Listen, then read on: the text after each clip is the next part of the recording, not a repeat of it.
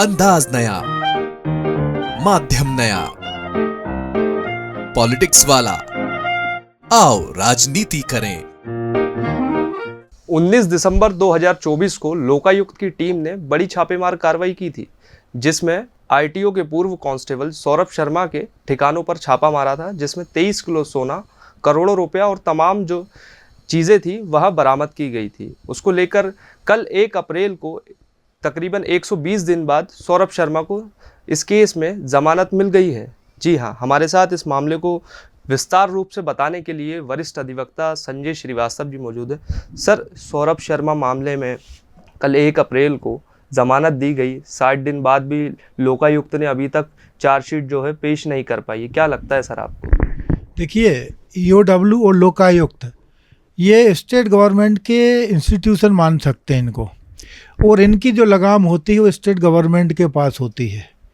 सौरभ शर्मा को जिस दिन पहली बार हाईलाइट किया गया था, उसी दिन ईओडब्ल्यू लोकायुक्त को इसलिए आगे किया गया था कि सौरभ शर्मा से संबंधित सारे कार्य प्रणाली गवर्नमेंट के हाथ में रहे।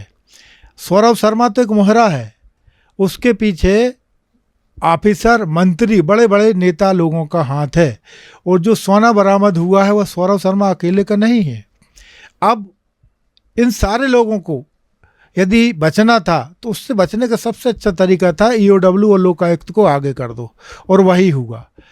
ईओडब्ल्यू लोकायुक्त किसी भी प्रकरण में 60 दिन क्या 6 महीने 6 साल तक चालान पेश नहीं कर पाते हैं, ये बात सबको मालूम है, और उसी का फ़ायदा सौरभ शर्मा को प्राप्त होगा। 60 दिन की लिमिटेशन की आड़ लेकर उसे जमानत का लाभ मिल गया है। यह बात अलग है कि ईडी के मामले में अभी वो विचाराधीन है और वह बाहर नहीं आ सकता है, लेकिन देर अबेर उसको जमानत मिलेगी, वह बाहर आ जाएगा। ट्रायल चलती है, चलती रहेगी।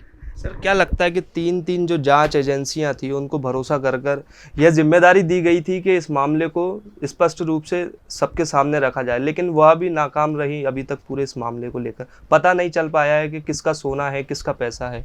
देखिए, चोर चोर मौसेरे भाई, ये जो सोना था, जैसा कि मैंने अभी कहा, इस सौरभ शर्मा का सोना नहीं है। सोने के भागीदार अनेक लोग हैं, और यदि सीबीआई जैसी कोई संस्था निष्पक्ष जांच करती तो एक बहुत बड़ा स्कैम उजागर हो सकता था, जिसमें नेता, मंत्री और अफसर सब के सब बाहर आ जाते। लेकिन सारी प्रशासनिक तंत्र की जो लगाम है इन्हीं लोगों के हाथ में है, और उसी लगाम के द्वारा इन्होंने इस केस को टर्न दिया है। लोकायुक्त को, ईओडब्ल्यू को मामला सौंपा है, और जानबूझ के जांच को धीमा कराने के उद्देश्य से ईओडब्ल्यू की सेवाएं ली है, लोकायुक्त की सेवाएं ली है। इसीलिए 60 दिन में चालान पेश नहीं हुआ है और सौरभ शर्मा को जमानत का लाभ मिल गया। सत्ता विपक्ष ने भी कई आरोप लगाए हैं कि इसमें तमाम जो इनके पीछे जो पूर्व मंत्री हैं, तमाम जो विधायक हैं, उन सब का पैसा था और वो इसके साथ है और उन्हीं का संरक्षण है इसमें। देखिए, विपक्ष का काम आलोचना करना है, रचनात्मक आलोचना से विपक्ष दूर है। एक फौरी तौर पर स्टेटमेंट जारी कर देना बात अलग है, लेकिन एक आम नागरिक की हैसियत से यदि देखा जाए तो जो भी राजनीति में आता है वह केवल पैसा कमाने के लिए ही आता है। पंच सरपंच से लगा के विधायक, सांसद कैसे 5 साल में करोड़पति अरबपति बन जाते हैं? ईमानदारी से तो नहीं बनते। एक शिक्षक 35 साल तक शासकीय सेवा करता है और 2 कमरे का पक्का मकान नहीं बना पाता। ये 5 साल में कैसे अरबपति हो जाते हैं, कैसे करोड़पति हो जाते हैं, कैसे 2 लाख लोगों का रिसेप्शन आयोजित कर लेते हैं पैदल पैदल चलने वाले लोग? निसंदेह कहीं ना कहीं करप्शन तो है, बेईमानी तो है, और नंबर 2 का पैसा है। और इस मामले में भी वही है, ये नंबर 2 का काम है, नंबर 2 का पैसा है, और सब की मिली भगत है। 3 महीने से ज़्यादा इस केस को हो गया, 120 दिन से अधिक इस मामले को हो चुका है, लेकिन अभी तक कोई पुख्ता ऐसा कोई सबूत नहीं मिला है, या फिर कुछ ऐसा कुछ निकल के नहीं आया है जांच एजेंसियों के माध्यम से कि जिस तरीके से इन सब चीज़ों का पता चले। तो इस मामले में अब आगे क्या लगता है कि क्या कुछ आगे होगा इसमें? देखिए, जहाँ तक जांच एजेंसियों की असफलता का मामला है, वह अपना काम कर रही हैं। किस गति से कर रही हैं, किसके नियंत्रण में कर रही हैं, ये सबको मालूम है। अब यदि आप इससे असंतुष्ट हैं तो आप न्यायालय की शरण में जा सकते हैं। लेकिन न्यायालय के सामने जाएगा कौन? सबसे बड़ी समस्या ये है। आज एक इतनी बड़ी लॉबी करप्शन में फल फूल रही है, उसके अगेंस्ट कोई एक व्यक्ति विशेष यदि हाई कोर्ट सर्वोच्च न्यायालय में चला भी जाएगा तो उसके ऊपर कितना दबाव रहेगा। वो जानबूझ के भी यदि करना चाहेगा तो दबाव में आके वह आगे नहीं बढ़ेगा और मामला जहाँ का तहाँ टाइम टाइम फिक्स हो जाएगा। कल यानी 1 अप्रैल को सौरभ शर्मा को जमानत मिली। लगता है आपको कि जनता को 1 अप्रैल को अप्रैल फूल बना दिया गया, सब कुछ मामला रफा दफा? वास्तव में मुझे भी विश्वास नहीं हुआ था।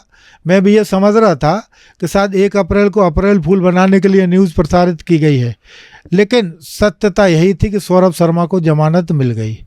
और आपका जो कहना है कि वास्तव में जनता को अप्रैल फूल बनाया गया है, काफ़ी हद तक सही है। जिस तरीके से ढोंढरा पीटा गया, सोना सोना करप्शन, सौरभ शर्मा फला नेता, और बाद में सारे के सारे साइलेंट मोड पर।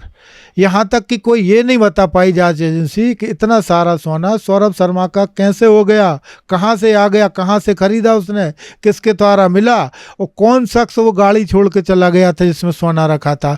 इन सब चीज़ों की तरफ से जांच एजेंसियाँ उदासीन हैं, जिससे लगता है कि कहीं ना कहीं सब लिप्त हैं इसमें।